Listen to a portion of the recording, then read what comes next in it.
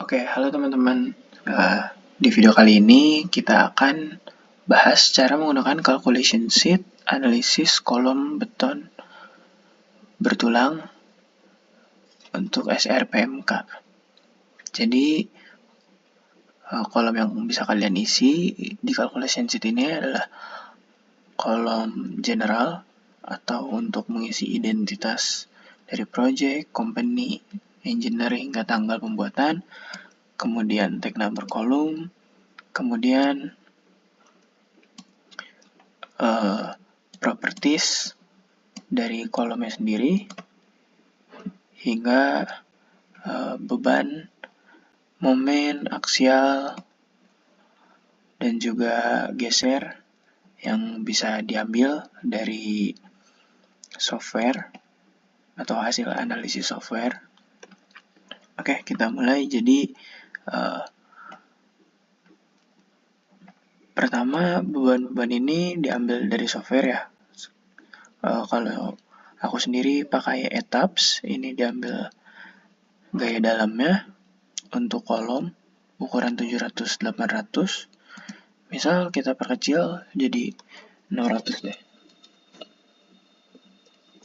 600, 700 dengan bentang 4000 untuk satu lantai, kemudian tinggi balok atasnya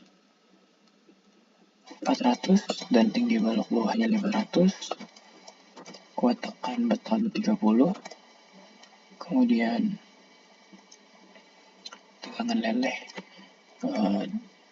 tulangan utama dan cengkangnya sama 420, 120, modulus elastisitasnya 200.000, jumlah tulangan sisi pendek kolomnya 7, jumlah tulangan sisi panjang kolomnya 7, bisa kita coba di 5, kemudian tulangan yang digunakannya 25, kemudian diameter tulangan cengkangnya di 16, 2 kaki,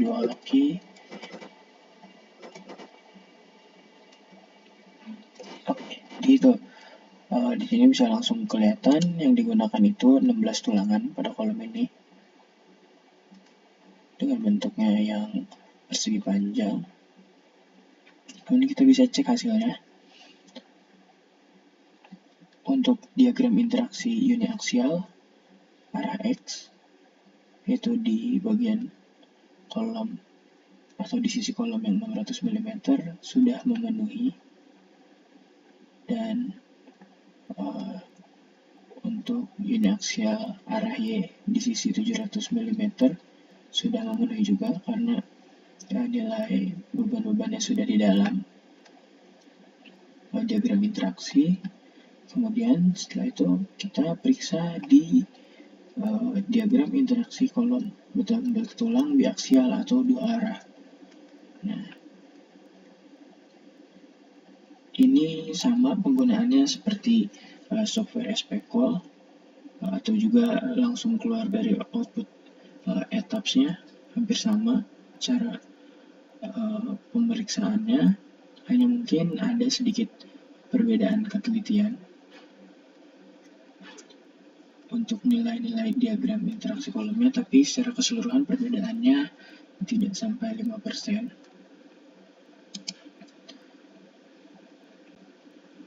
Kemudian masuk ke persyaratan tulangan longitudinalnya.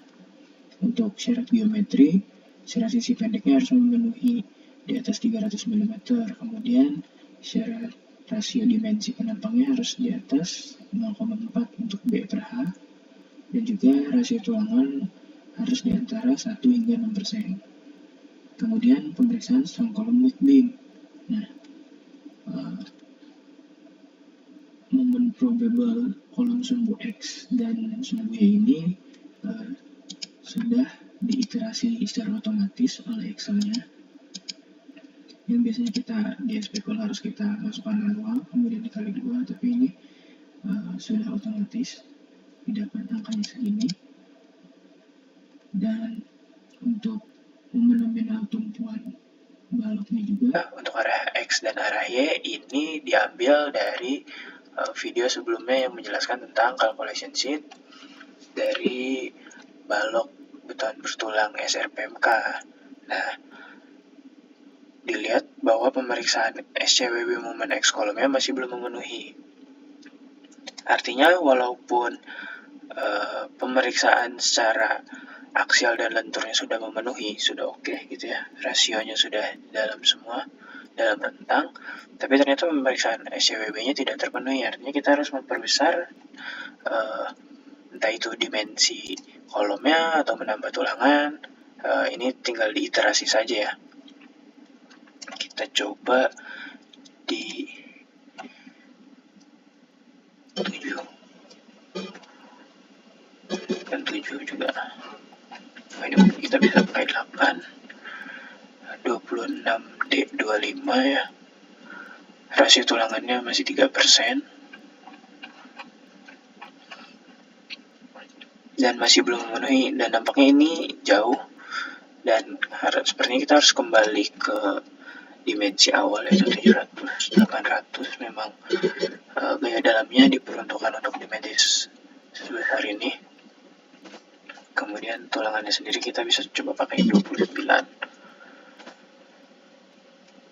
dan ininya kita pakai 9 dan 10. Selama jarak tulangannya masih memenuhi syarat dan rasio tulangannya masih memenuhi syarat, artinya itu masih diperbolehkan ya untuk memperbesar dimensi atau menambah jumlah tulangan. Kita lihat hasilnya ya, pemeriksaan SCWB-nya terpenuhi. Walaupun sebenarnya ini masih bisa kita turunkan lagi karena cukup jauh, tapi gak apa-apa, kita lanjut dulu ke pemeriksaan selanjutnya. Nah, selanjutnya adalah untuk memeriksa tulangan geser atau tulangan transversal. Untuk zona sendi plastisnya, di sini langsung bisa kita lihat digunakan sebenarnya untuk persyaratannya sendiri di 800 mm, tetapi karena panjang area tumpuannya 887,5 mm, berarti kita pakai yang terbesar. Kemudian syarat confinement.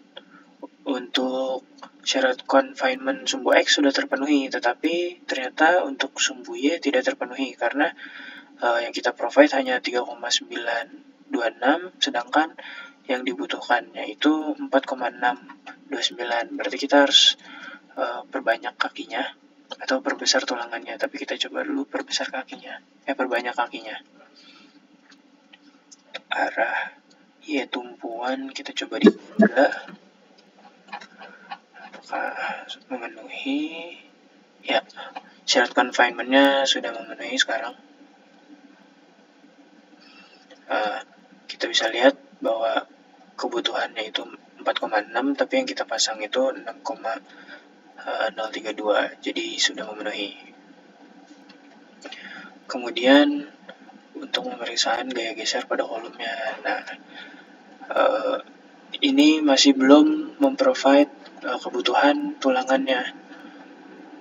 Yang kita gunakan hanya 4,02, sedangkan yang dibutuhkan 4,58. Jadi kita harus naikkan juga jumlah kakinya barangkali.